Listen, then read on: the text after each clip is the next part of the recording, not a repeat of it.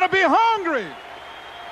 The people that are running at their dreams know that it's possible that you can live your dream, that it's necessary, that you're relentless, that you have a plan of action, that you are creative. The people that are living their dream are finding winners to attach themselves to.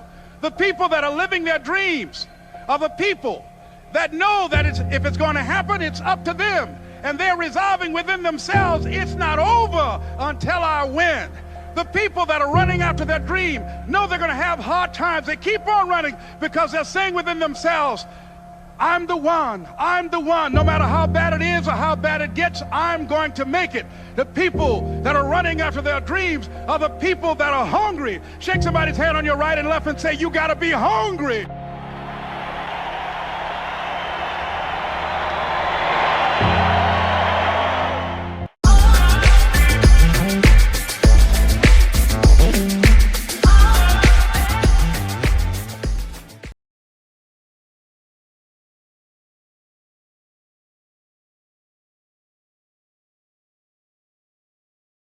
Was identified as mentally retarded, put back from the 5th grade into the 4th grade, and stayed in that category until I got out of high school. I don't have any college training, but I met a high school teacher who one day changed my life. I was waiting on another student, and when he came in, he said to me, young man, go to the board and write what I'm about to tell you. And I said, I can't do that, sir. He said, why not? I said, I'm not one of your students. He said, it doesn't matter, follow my directions now. I said, I can't do that, sir. He said, why not? I said, because I'm educable mentally retarded. And he came from behind his desk and he looked at me.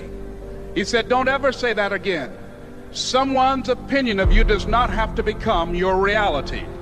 And as he talked, my heart began to beat fast. Tears began to run down my eyes, and I was in the back just listening to him, because the speech he was giving, that speech was for me. And he said, Les Brown, he said, if you want to do anything worthwhile in life, you've got to be hungry.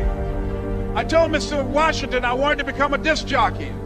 And so I started working to develop myself. He said, I want you to practice every day being a disc jockey.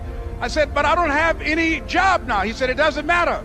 He said that it's better to be prepared for an opportunity and not have one than to have an opportunity and not be prepared. And as I was working to develop myself, I applied for a job as a disc jockey, WMB on Miami Beach. I went to a guy named Milton Butterball. I said, how you doing, Mr. Butterball? I'd like to get a job as a disc jockey. He looked at me, he said, you have any broadcast background? I said, no, sir, I don't. You have any journalism background? I said, no, sir, I don't. He said, we don't have any jobs available. I said, yes, sir. I went back to Mr. Washington and I told him, he said, don't take it personally. He said, most people are so negative, they will have to say no 7 times before they say yes. He said, go back again. So I went back again. I said, how you doing, Mr. Butterball? My name is Les Brown. He said, I know what your name is. What do you want? I said, I'd like to know whether or not you have any jobs as a disc jockey, sir. He said, didn't I just tell you yesterday we didn't have any jobs? I said, yes, sir, but I know whether or not somebody got laid off or somebody was fired, sir. He said, no one was laid off or fired. Now get on out of here. I came back the next day like I was seeing him for the first time. I said, hello, Mr. Butterball, how are you? He looked at me with rage. He said, go get me some coffee. I said, yes, sir. And I went to get him some coffee. After a while, I would get their lunch and dinner, and I would go in the control rooms and take the disc jockeys their food, and I would not leave until they would ask me to leave. One Saturday afternoon, while I was at the radio station, a guy named Rock was drinking while he was on the air. I was the only one there, looking at him through the control room windows, walking back and forth, young, ready, and hungry. Pretty soon the phone rang, and it was the general manager. And I answered the phone. I said, hello? He said, Les, this is Mr. Klein. I said, I know. He said, Rock can't finish his program. I said, I know. He said, would you call one of the other DJs in? I said, yes, sir. I hung the phone up. I said, now he must think I'm crazy. I called my mom and my girlfriend, Cassandra. I said, y'all turn up the radio and come out on the front porch. I'm about to come on the air. I waited for about 20 minutes, and I called him back. I said, Mr. Klein, I can't find nobody. He said, young boy, do you know how to work the controls? I said, yes, sir. He said, go in there and don't say nothing here.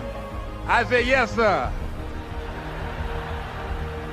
I couldn't wait to get behind those controls. I put on an old Stevie Wonder record called Fingertips. I sat down behind that turntable. I said, look out, this is me, LB, Triple P. Les Brown, your platter playing papa. There were none before me, and there will be none after me. Therefore, that makes me the one and only. Young and single and love to mingle, certified, bona fide, indubitably qualified to bring you satisfaction, a whole lot of action. Look out, baby, I'm your love man. I was hungry.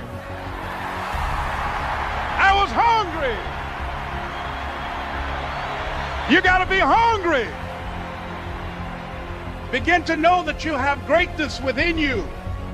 And if just one of you here begin to envision yourselves as being blessed and highly favored to reach your goals, if just one of you capture the essence of what that means, that you have greatness within you and a responsibility to manifest that greatness, that you can make your parents proud, you can make your school proud, you can touch millions of people's lives, and the world will never be the same again because you came this way.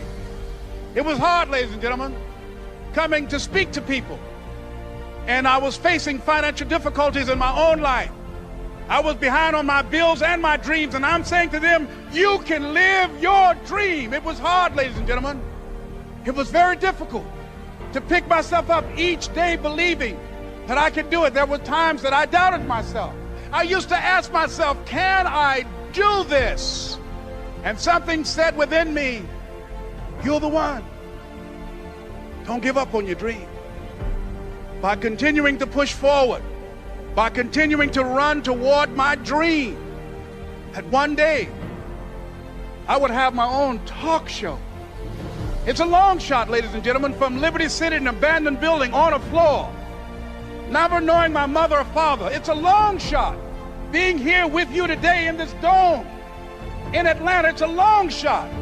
No college training, labeled educable, mentally retarded, but I kept running toward my dream. Don't stop. Don't stop running toward your dream.